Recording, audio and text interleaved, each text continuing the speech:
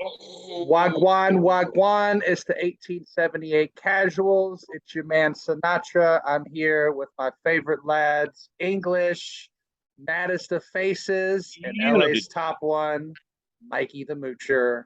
What's And up, we're y'all? here. We're here going to talk a little bit about the Cup draw in the FA Cup. We're talking about second round with Nottingham Forest, and then Moocher. He's our youth team expert. We're going to go over some of the lads that are now out on loan for the remainder of the season. So I guess first things first, what did we draw? The Hammers? Hammers at home? West Ham. Hammers at home. Yeah. All right. So Frodo's coming to town. Like to see a little Frodo. So we're feeling confident, right? Home now. We've secured a lot of wins, won a lot of points at home under Ten Hag. We're feeling confident going into this next round of the FA Cup, right? Yeah, it's another draw at home, and we're doing well at home. So United is not a fortress yet, but it's becoming a fortress. Teams are not going to come in and take the piss out of us like seasons before. So I don't expect anything different from this West Ham team. What are you thinking, Face? How you feeling? Yeah, extremely confident. I watched West Ham today. Derby offered nothing. They were sloppy in the back, undisciplined. It's the Michael my guy the Yardy show, but he's easy to defend. I don't see the problem. I feel like a 3-1 again. I'm just more worried about other things, but And Moisey's in West the Ham hot won't be a seat, right? problem. We're getting good Moisey's, draws though. We're getting good draws. Moisey's in the hot seat right now, isn't he? Not? Is he not? Like they're not in a rich vein of form. The sack is not coming, but they're getting it out. It's He's on the getting ready to horizon. jump in. I think he can pull off something. If he gets him out of the bottom, they'll stick with him again. They'll tolerate it. It's West Ham. I'm sorry to say that. I have some friends with Hammers, but you guys are god awful. And we can't even go to Lucky Baldwin's because they've only got the one TV with ESPN Plus, right? It's outside though. We could take the outside patio and have a different scene. We're just gonna have it. Let's have it outside. Midweek? Yeah. Is it midweek? Is it? No, is it a midweek tie? Is that gonna be another Wednesday? If it's a midweek, definitely another Wednesday. There won't be any Or no, irons there. Saturday. It'll be a Saturday. I'm not sure. I can't think that far ahead right now, but I like the draw. If English said it's a Wednesday, I'm thinking it's a Wednesday. Oh, no, I don't know. I don't know. Let me see. If it is, there won't be any West Ham there. If it's midweek. So expect Ten Hag to put another strong team like he does. He doesn't want to take any chances. Doesn't want, he wants it one match and move on. So he's gonna, put a strong side out there, try to get up 2 goals and be home and dry by minute 60. No, it's 7 a.m. We should have more guys available too. So it could be a different squad. It might be interesting. Eric is just going to do a fabulous job having the guys ready. It is what it is. It's West Ham. Yeah, it's Saturday. Okay. All right. Well, Baldwin's it is. Yeah, 7 a.m. So yeah, It'll be fun. It'll be a day out for the boys singing. I like to go to away places. Well, they love you. Good little turnout, But I mean, and their season, the beginning of the season, they weren't looking too bad, were they? But They weren't too bad. I think the only issue, really, touch wood, is worried about injuries, like that fucking Andy Carroll bastard. He's a fucking Yeah, no, You seriously. scouse bastard. You scouse bastard. Look at his career or lack of, He had no purpose about to go out there and really hurt somebody. It wasn't like shithousery. He was on some fuck shit. Why was he wearing number 2? I couldn't figure that out. Boy. He's a Because dookie boy. It was the only shirt that was left in the laundry floor. Because he was a hooker, innit? It looked like a rugby kit, didn't it? A little bit. These refs are going to have to stop being cowards. They're gonna have to take control of their matches. I mean, he earned his red, but I mean that all three of the challenges could have been a straight red. To be quite honest He with didn't you. even get the red for the Ericsson one, did he? No, he didn't No. get anything. Nothing. Well, They Nothing didn't get yellow. anything. Just a Nothing. foul. Unbelievable. That was old Man. school too, man. He went in there 2 foot scissors. The picture's you like, know what? oh, When he walks into Old Trafford, every time he goes there, it's just like, what if, Andy? What if you hadn't been such a twat, a junkie, an arsehole, fucking freak? You know what I mean? What if, mate? Yeah, talk about, yeah. it was just barbaric. It I'm was just barbaric. impressed that his hair gets darker as he gets older and he gets longer. I mean, you know what I mean? Mine gets grayer, not darker. He's looking like he's going to be like Hagrid here in a minute. I'm curious to see what happens when Howard Webb comes back though, because he's like, you know, with the VAR over here, he's very, very adamant about it's only unless it's a real clear and obvious error. Otherwise, it's like let it go for the like, you know, it's Rashford's. I mean, even if it was offside, it's still not interfering. I mean, you got at some point when they break it down into these, you know, grids. It's like, come on, you know, there's offside and there's offside. There's interference and there's interference. You know. What's interesting So- for our viewers at home that the Major League Soccer was one of the first leagues to trial VAR. So well adept at VAR here in the That's States. Howard- They that's are Howard well Webb, isn't it? adept at VAR. That's what Howard Webb's been doing. That's what's going Mhm. back to the UK for next season. So So that's a good segue into Wednesday's matchup, the second leg versus Nottingham Forest. And we have a cushy little 3-0 aggregate lead. So got to switch it up, right? No sense in playing your strongest team, right? Or what are we thinking, Bandito? You know, listen, Yeah, I think it's anything. this is a great time Anything. for a rotation.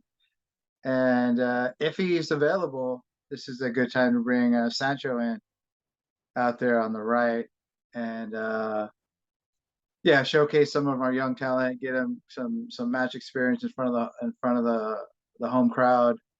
Garnacho starts for me. I don't know if you start Mainu, but he doesn't look great. But he doesn't look like he's out of his depths. He looks okay.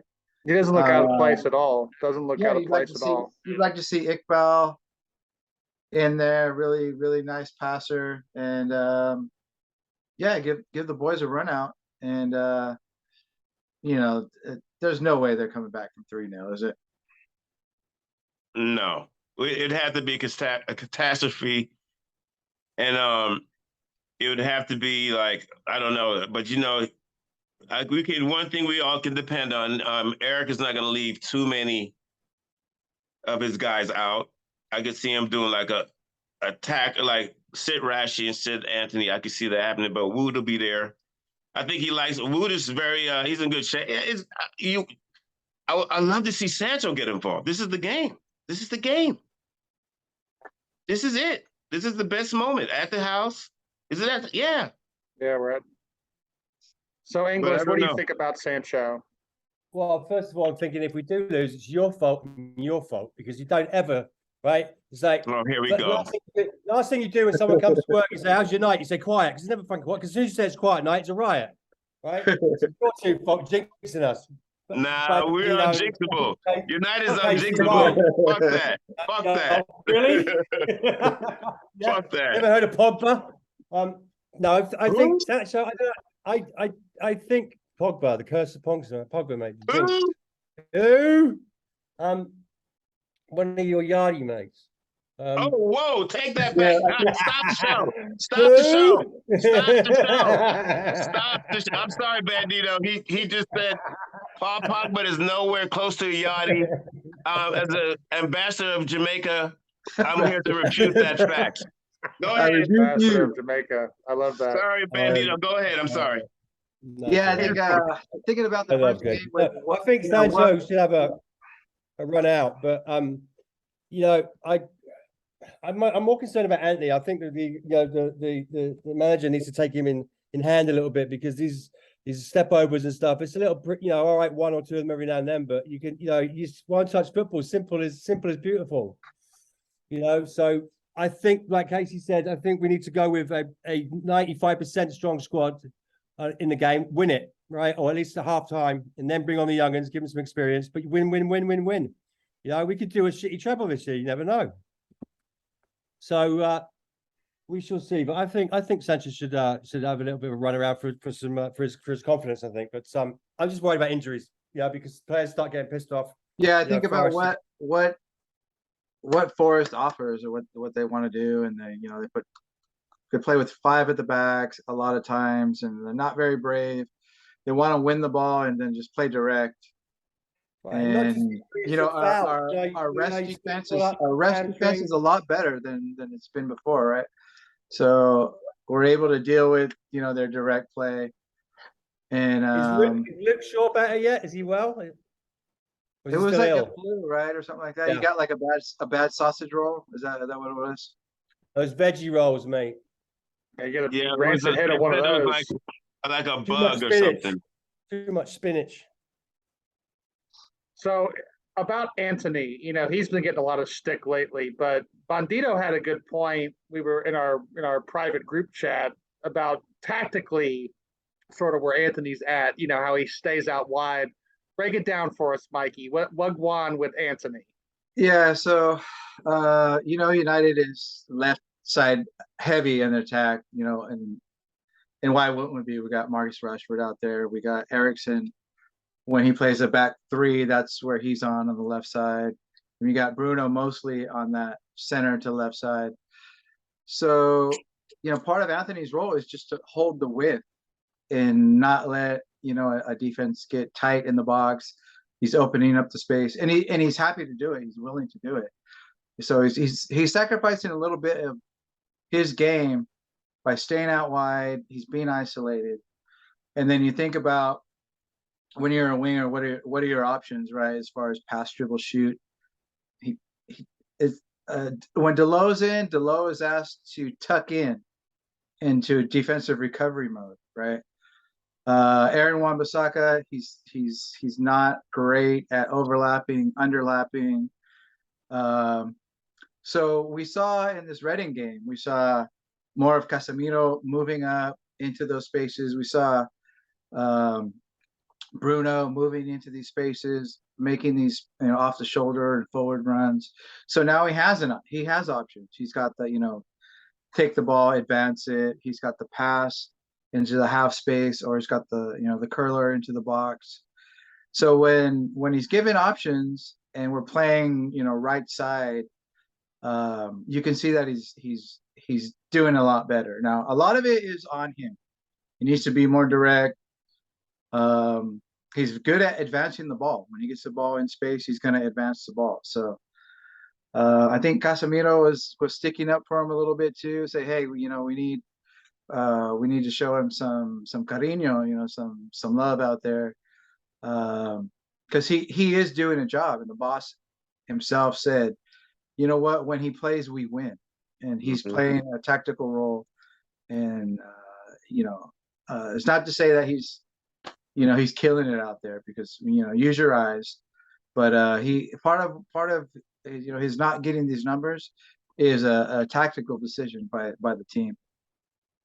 So my next question is, do we, in future tense here, when we're shopping around in the market for midfielders, is that a key area Ten Hag looks at as someone to be in that half space on the right side when you've got someone like Bruno that likes to operate in the half space on the left side?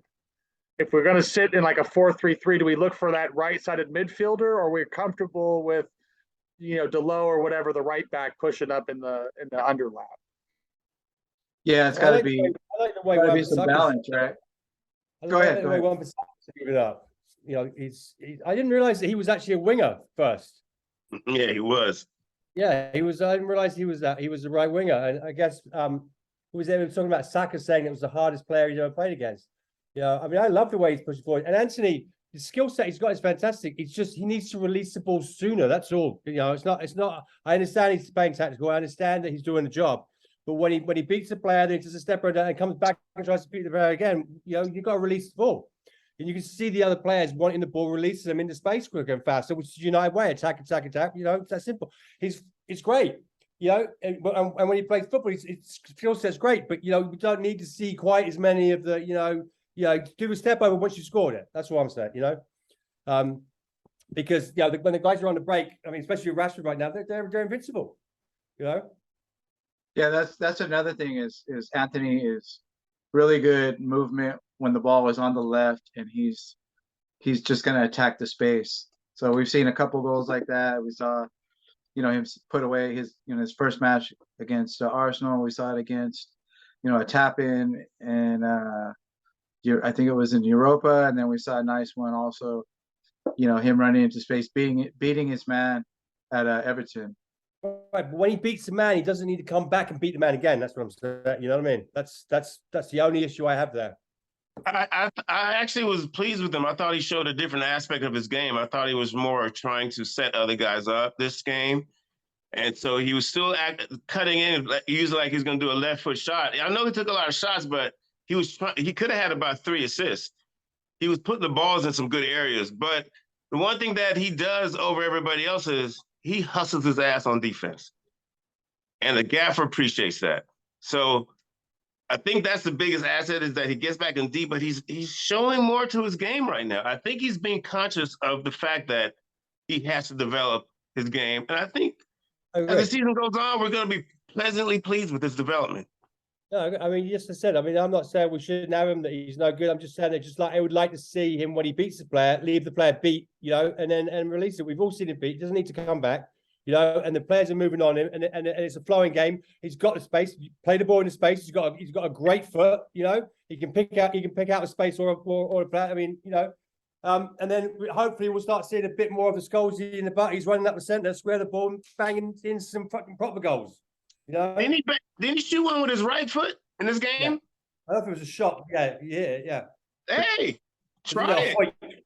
As no one would say, but it's all good. I think one of his problems and why he tends to cut it back a lot is he just doesn't have that breakaway pace. Like he's not Garnacho, he's not Pellistri. Like even when he's got a step on the man, he doesn't really have a step on the man. Like, so I think he brings it back, hoping to bring him out of space and then do a skill around him. But it's too physical in the Premier League for that.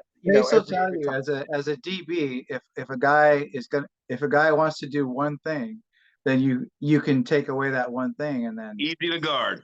Yeah. No, release that ball, let the ball do the work. I mean, the young ones running up the left wing in through the centre. That's all I'm asking to see. I mean, other than that, I think he's doing his job. And part of it is the fact that, with the price tag, the 100 million, the magnifying glass is always, that much bigger, right, on a player. Not even just to be at United, there's criticism around every corner. You have to, no one's satisfied with a $100 million player if they're not putting in 10 out of 10, scoring a goal every game. I heard a good story where a guy was saying, the price of a transfer has nothing to do with the quality of a player. It has to do with the positions of the two teams. And United had just gotten throttled in their first 2 games, and they really wanted to try. And Ajax was like, okay, so this is what we can get from you, so this is what we're going to get. More than happy to pay that. Panic buy. It was a needed panic buy. I think we were going to actually wait till maybe January or summer to get him, but Ten Hag probably went there and raised hell. I told you we wouldn't buy much in January, didn't I? Yeah, but the whole world is. I knew we were broke. I knew it. Never buy in January. But you know what? What we did wasn't the worst thing. I don't think it's so much broke. I just don't think there was a lot of opportunities in this window that made sense. Are you out of your mind? I mean, at our price range. Range. That's part of it. 15 people got signed this window. Yeah, but that's can't afford one ply toilet paper, mate. But not in our price range. Hold on. Everybody wants to talk over each other in this fucking video. We're talking about mercenaries. We're talking about mercenaries in this January window. That's what we're talking about. All right. Anybody that's been signed in this window, your Gakpos, all that bullshit, the Trossard, mercenary. Don't want it. I Don't need it. The only concern I have is now that Ericsson's off for 3 weeks, where does that leave us? Because now I've seen a couple of these other channels going, we need to get Ryan Gravesend in because he's getting no minutes at Bayern Munich and worked for Ten Hag at Ajax. Bollocks with it. We saw what's happened with Donny van der Beek. I don't care, about any more of these Ajax guys. But, personally, in this window, I don't think there's been a lot of options for us that made sense, right? January, everybody wants to buy in January, but January's not, at the fucking summer window where, everybody's, there's all these options. Players want to stay with, the project that they're at a lot of times, what are you gonna do? That, All right. You bring up a good question though. What is the plan without Ericsson? Fred. So he offers some defensive energy and likes to play a little further up the pitch. And I think Fred with Casemiro, I think Fred, that they've got a better understanding. I think he pulls out some better qualities. Casemiro does. Casemiro is one of those players that everyone around him plays better. You know what I mean? Through that. What's up with Varane and Shaw? Are they fit? Are they not fit? Varane is fit as far as I'm aware. I have not heard anything about Shaw. I haven't heard anything. I'm assuming if he plays, it won't be till the weekend. Yeah, I think it was just an illness, like a flu or a cold. I know he was sick, but I just don't know if he's better yet. Yeah. There's no telling. All right, so let's talk about no leaks.